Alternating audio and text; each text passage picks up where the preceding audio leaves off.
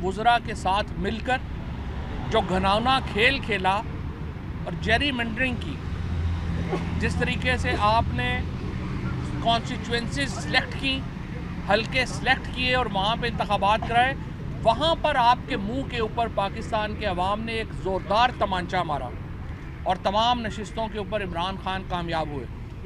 उससे पहले पंजाब के इंतखाबात में पंजाब की अवाम ने फ़ैसला इमरान खान के हक़ में दिया। अगर पाकिस्तान में ज़रा सी भी जमहूरियत होती तो अवाम के इन दो बड़े फ़ैसलों के बाद सर तस्लीम खम किया जाता अवाम के सामने और मुल्क को नए इंतखाबात की तरफ लेके जाया जाता। लेकिन बदकिस्मती से साजिशें हैं कि थमने में नहीं आ रही, साजिशें हैं कि बंद कमरों से बाहर नहीं आ पा रही, और जब भी ये बाहर आएंगी पाकिस्तान के अवाम इन साजिशियों का और इन साजिशों का गला पकड़ेंगे। और आज देखिए, फैसले को 24 घंटे से ज़्यादा का वक्त गुजर चुका है, अभी तक फ़ैसला रिलीज़ नहीं किया गया। अली बुखारी साहब हमारे सीनियर एडवोकेट, कल से इन्होंने और फैसल साहब ने ये अप्लाई किया हुआ है फ़ैसला, और इसका नंबर जो है वो 1918/21/10/2022 कल 6 बजे का ये इन्होंने फ़ैसले की कॉपी अप्लाई की हुई है। अभी तक इलेक्शन कमीशन ने फ़ैसला नहीं दिया। अगर आपके पास फ़ैसला मौजूद ही नहीं तो कल आपने सुनाया क्या है? अगर आपके मेंबरान के दस्तखत ही नहीं तो जो जजमेंट का कानून है वो बड़ा वाज़ेह है कि अगर आपके मेंबरान के दस्तखत नहीं हैं तो जजमेंट नहीं है। और पिछली दफ़ा भी फॉरेन फंडिंग केस में भी इलेक्शन कमिश्नर ने यही किया, फ़ैसला जारी किया गया, वेबसाइट के ऊपर फ़ैसला और था और बाद में उसमें इजाफ़ा कर दिया गया। इस फ़ैसले में भी अब रद्दो-बदल और तहरीफ की जा रही है, इस फ़ैसले में भी तब्दीलियाँ की जा रही हैं और हुकूमत की जो कल मर्ज़ी की चीज़ें इसमें शामिल नहीं हुई हैं वो शामिल की जा रही हैं। इससे ज़्यादा बददियानती किसी इदारे की जिसके पास इंटरेस्टमेंट हो जजमेंट की क्या हो सकती है। एक तरफ कहा जा रहा है कि हमें इलेक्शन कमीशन की तौहीन ना हो, हम इलेक्शन कमीशन की तौहीन नहीं करना चाहते, लेकिन एक ऐसे इलेक्शन कमीशन का क्या किया जाए कि जिसके चीफ इलेक्शन कमिश्नर और 2 मेंबरान यानी 5 में से 3 मेंबरान के ख़िलाफ़ रेफरेंस पेंडिंग हो, आला अदालतें उस रेफरेंस को सुने ना और हमें रोज़ उसी इलेक्शन कमीशन के सामने भेज दिया जाए कि इसी से ही आप अपने फ़ैसले करवाएं, तो अब उसको हम फूलों के हार पहनाने से तो रहे। या तो अदालतें, सुप्रीम कोर्ट के चीफ जस्टिस साहब से मैं कहूँगा, या तो आप हमारे रेफरेंस का फ़ैसला करें और आप हमें कहें कि ये रेफरेंसेस नहीं बनते, सुप्रीम जुडिशल काउंसिल का इजलास बुलाएं और इलेक्शन कमीशन के ऊपर आप रेफरेंसेस का फ़ैसला करें।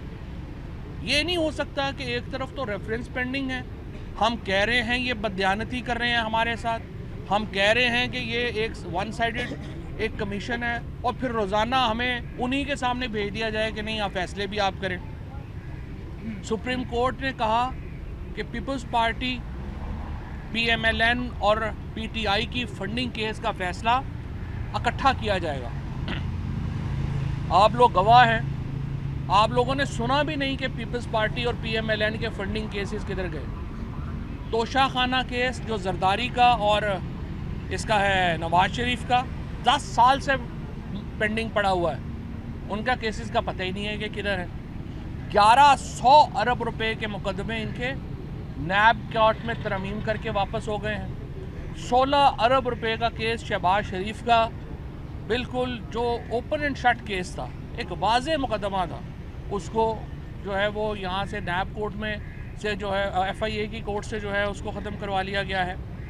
ये तमाम ज़्यादतियाँ पाकिस्तान के अवाम देख रहे हैं और इन ज़्यादतियों का बदला जब भी इलेक्शन हुआ है पाकिस्तान के लोगों ने लिया है।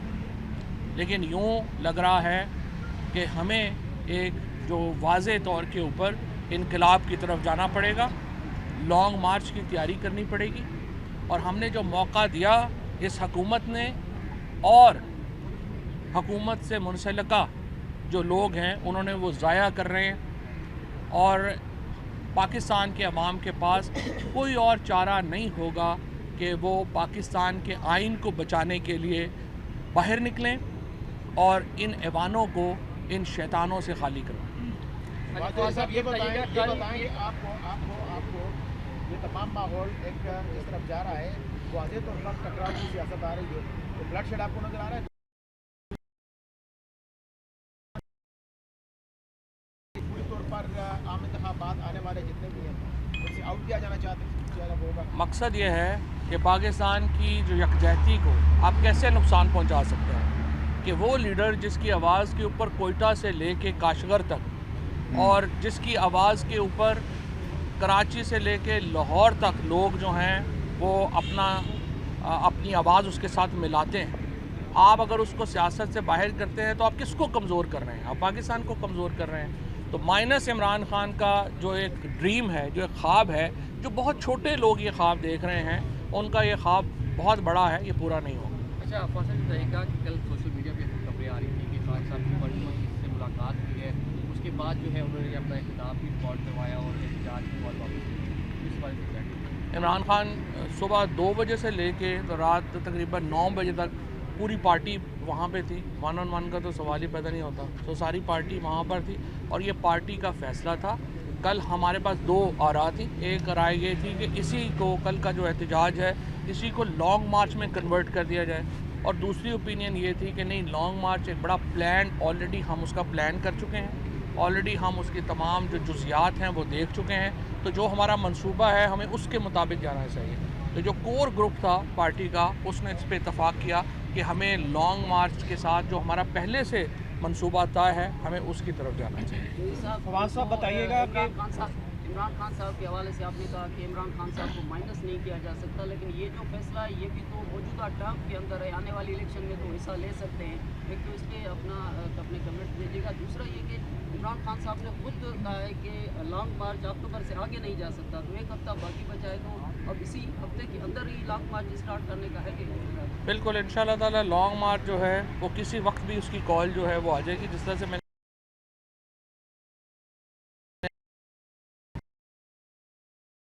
इंशाल्लाह ये तहरीक जो है ये तवील होगी। ये तहरीक एक लॉन्ग मार्च के साथ इन लोगों ने नहीं जाना। हमने एक पूरी तहरीक जो है वो प्लान की है और इंशाल्लाह उसकी जुज़ियात अगले 3-4 दिन में आपके सामने रख दें। अच्छा चौधरी साहब, कल इलेक्शन कमीशन ऑफ पाकिस्तान ने अपना जो फैसला है वो कोर्ट रूम में सुनाया और उसके बाद तहरीरी फैसला जारी नहीं किया गया। 2 सफ़ात सोशल मीडिया और हर तरफ सर्कुलेट हुए और वो भी इलेक्शन कमीशन ऑफ पाकिस्तान की तरफ से जारी नहीं थे हुए।